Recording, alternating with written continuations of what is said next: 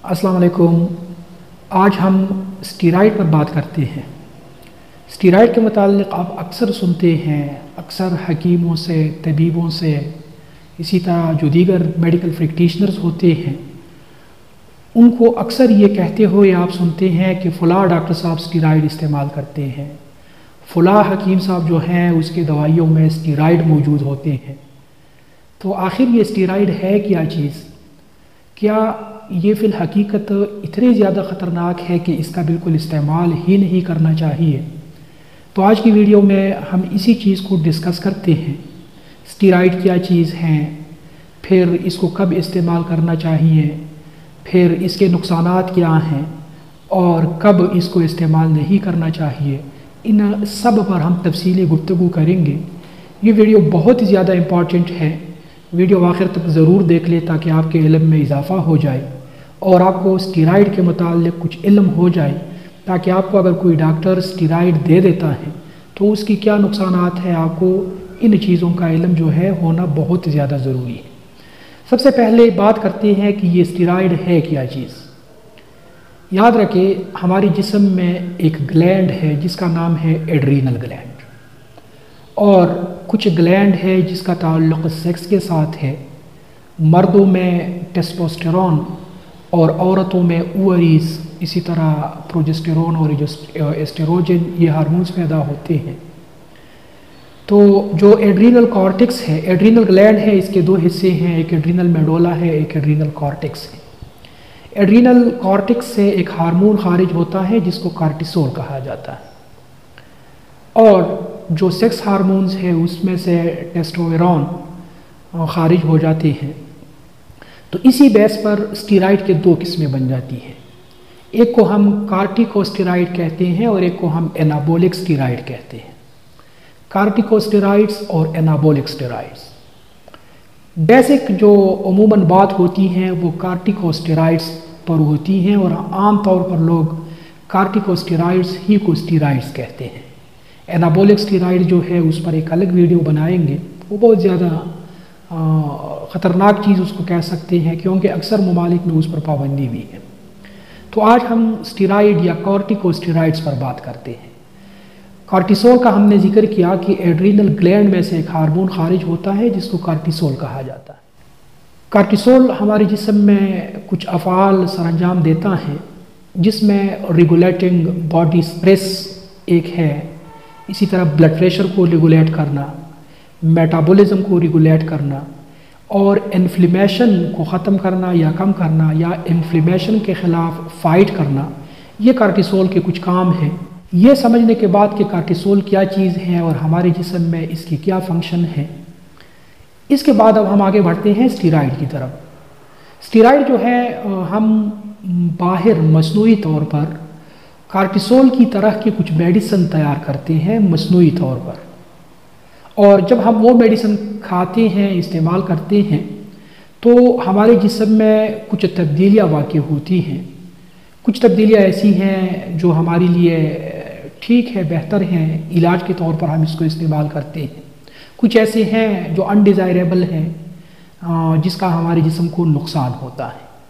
तो ये स्टीरॉयड जो है बेसिकली दो कामों के लिए इस्तेमाल होते हैं, और भी बहुत सारे काम हैं, लेकिन बुनियादी जो काम है वो दो हैं। नंबर 1, एंटी इन्फ्लेमेटरी, इन्फ्लेमेशन के ख़िलाफ़। आपके जिस्म में किसी भी जगह पर अगर इन्फ्लेमेशन है, इन्फ्लेमेशन को हम उर्दू में सोजिश कहते हैं, इसकी 3 बुनियादी अलामात होती हैं। जिस जगह पर इन्फ्लेमेशन हो वो जगह सुर्ख हो जाती है, और जिस जगह पर इन्फ्लेमेशन हो वो जगह सूज जाती है, और जिस जगह पर इन्फ्लेमेशन हो उस जगह में दर्द होता है। ये 3 बुनियादी अलामात हैं। ये कभी हमारे जिस्म में ज़ाहिरी तौर पर इन्फ्लेमेशन हो जाती है, और हमारे स्किन के ऊपर हम देख लेते हैं, उसको देख सकते हैं। बाज़ औक़ात हमारे जिस्म के अंदर लंग्स में, ट्रेकिया में, इंटेस्टाइन्स में, किसी भी जगह पर इन्फ्लेमेशन जो है वो हो सकती है। तो इन्फ्लेमेशन को कम करने के लिए, इसको कंट्रोल करने के लिए स्टीरॉयड का इस्तेमाल किया जाता है। अब इन्फ्लेमेशन देखिए, अगर हमारी ट्रेकिया में हो या लंग्स में हो, जिस तरह अगर हमें ब्रोंकाइटिस हो, हमें निमोनिया हो, तो उस दौरान भी स्टीरॉयड जो है वो डॉक्टर साहिबान दे देते हैं ताकि इन्फ्लेमेशन कम हो जाए। हमारे इंटेस्टाइन्स में अगर इन्फ्लेमेशन हो, जिसको हम इरिटेबल बाउल सिंड्रोम भी कहते हैं, इसी तरह इन्फेक्शन के दौरान भी हमारे इंटेस्टाइन्स में इन्फ्लेमेशन हो जाती है, तो उसको कंट्रोल करने के लिए भी स्टेरॉइड का इस्तेमाल किया जाता है।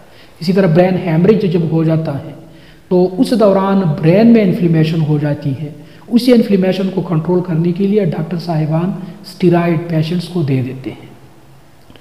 इसी तरह हमारे स्किन के ऊपर अगर इन्फ्लेमेशन हो, अर्टिकेरिया हो, या हमारे स्किन के ऊपर फंसियाँ बन रही हो, तो उनको कम करने के लिए फिर टॉपिकली बेटनोवेट वगैरह इस किस्म के मुख्तलिफ ऑइंटमेंट और क्रीम दस्तियाब हैं जो कि स्टेरॉइड है बेसिकली, वो इस्तेमाल कराए जाते हैं।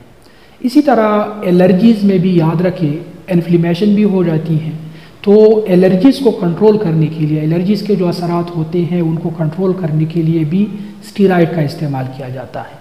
एनाफिलेक्टाइड शॉक अगर किसी को हो जाए तो उसको कंट्रोल करने के लिए भी स्टेरॉइड का इस्तेमाल किया जाता है। मुख्तलिफ़ किस्म के एलर्जीज़ है जिनमें आस्थमा है, जिसमें ड्रग रिएक्शंस है, वो भी एलर्जी की किस्म है। इसी तरह ऑर्टिकेरिया है स्किन के ऊपर, तो इनको कंट्रोल करने के लिए स्टेरॉइड का इस्तेमाल किया जाता है। स्टेरॉइड का जो दूसरा बड़ा इस्तेमाल है वो है इम्यून सिस्टम को सप्रेस करना।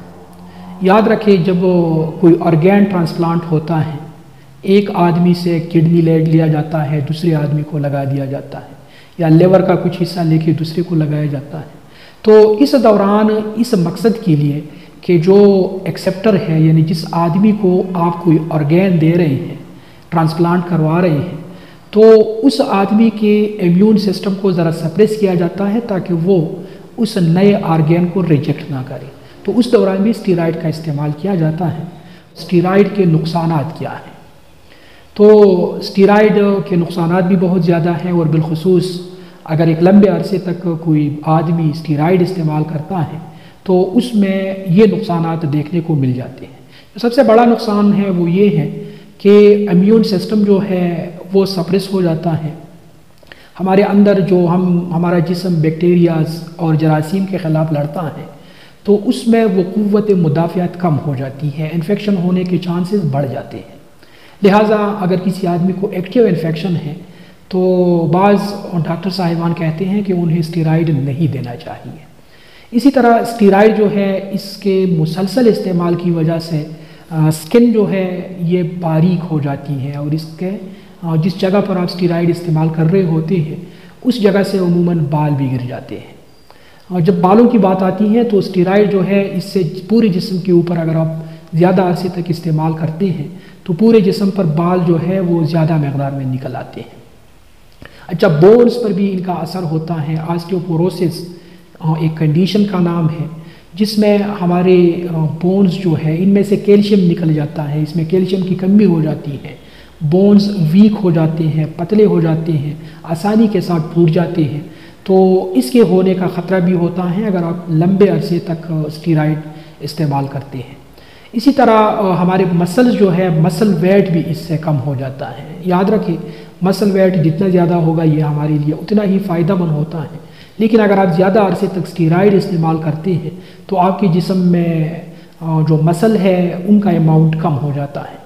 अच्छा, इसका एक और नुकसान जो है वो ये है कि स्टेरॉइड हमारे जिस्म में फ्लूइड रिटेंशन काज कर देता है, यानी हमारे जिस्म से एक नॉर्मल मकदार में हम जो पानी पीते हैं उसी मकदार में हमारे जिस्म से वापस निकल जाते हैं, पसीने की सूरत में या यूरिन की सूरत में या स्टूल की सूरत में हमारे जिस्म से वो पानी जो है वापस खारिज हो जाता है। इसी तरह जब हम सांस बाहर निकालते हैं इस दौरान भी पानी का कुछ मकदार हमारे जिस्म से बाहर निकल जाती है।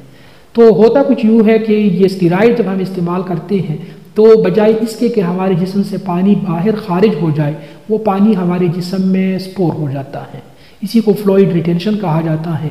इससे हमारा जिस्म जो है वो फूल जाता है, वज़न में भी इजाफा देखने को मिल जाता है। वो वज़न मसल का वज़न नहीं होता, याद रखें, वो फ्लूइड रिटेंशन की वजह से होता है, वो पानी का वज़न होता है और वक्ती तौर पर होता है। जब आप स्टेरॉइड छोड़ देते हैं तो आपके जिस्म से फिर वो पानी जो है निकलना शुरू हो जाता है। अच्छा जी, इसी तरह हमारी आँखों के ऊपर भी स्टेरॉइड का असर होता है। ग्लाउकोमा होने के चांसेस ज़्यादा होते हैं। ग्लाउकोमा एक बीमारी है जिसमें हमारी आंख से जो फ्लूइड है वो सही तौर पर खारिज नहीं होता और आंख बहुत सख्त हो जाती है, आंख में शदीद दर्द भी रहता है। इससे मुस्तकिल तौर पर नज़र जो है वो विजन जो है या नज़र जो है वो ख़त्म हो सकती है। तो जिन लोगों को ग्लाउकोमा का मसला है तो वो डॉक्टर के मशवरे के बगैर स्टीरॉयड हरगिज़ इस्तेमाल ना करें। इसी तरह जो लोग लंबे अरसे तक स्टीरॉयड इस्तेमाल करते हैं तो उनका जो फेस का स्ट्रक्चर है ये चेंज हो जाता है, गोल मटोल किस्म का चेहरा बन जाता है, जिसको हम मून फेस कहते हैं, यानी चांद की तरह गोल मटोल किस्म का चेहरा उसका बन जाता है। और ब्लड प्रेशर जो है वो हाई रहता है। जिन लोगों को ब्लड प्रेशर का मसला हो, जिनको हार्ट फेलियर का मसला हो, तो वो डॉक्टर के मशवरे के बगैर स्टीरॉयड बिल्कुल इस्तेमाल ना करें, क्योंकि ब्लड प्रेशर में मज़ीद इजाफा भी हो सकता है और हार्ट फेलियर जो है वो भी ख़तरनाक हद तक उसमें इजाफा हो सकता है। फटीग, इंसान थका हुआ रहता है, ये एक आम सी साइड इफ़ेक्ट है इसकी, तो इसको भी मद्देनज़र रखें। अगर आप स्टीरॉयड इस्तेमाल कर रहे हैं और आपके जिस्म में दर्द हो रही हैं, आप थकावट महसूस कर रहे हैं, तो ये स्टीरॉयड की वजह से होता है। तो डियर नाज़रीन, आज की वीडियो में हमने स्टीरॉयड पर तफसीली गुफ्तगू की है। स्टीरॉयड क्या चीज़ है, स्टीरॉयड को कब इस्तेमाल करना चाहिए, स्टीरॉयड को कब इस्तेमाल नहीं करना चाहिए और इसके साइड इफ़ेक्ट क्या हैं, इस पर हमने तफसीली गुफ्तगू की है। मुझे यकीन है कि ये वीडियो आपको पसंद आ गई होगी। हमारे चैनल को भी सब्सक्राइब करें और ये वीडियो अपने दोस्तों के साथ भी शेयर करें ताकि वो भी इससे इस्तेफ़ादा कर सकें। इजाज़त चाहता हूँ इस उम्मीद के साथ कि आप जहाँ भी रहें खुश रहें और महफूज रहें। अल्लाह।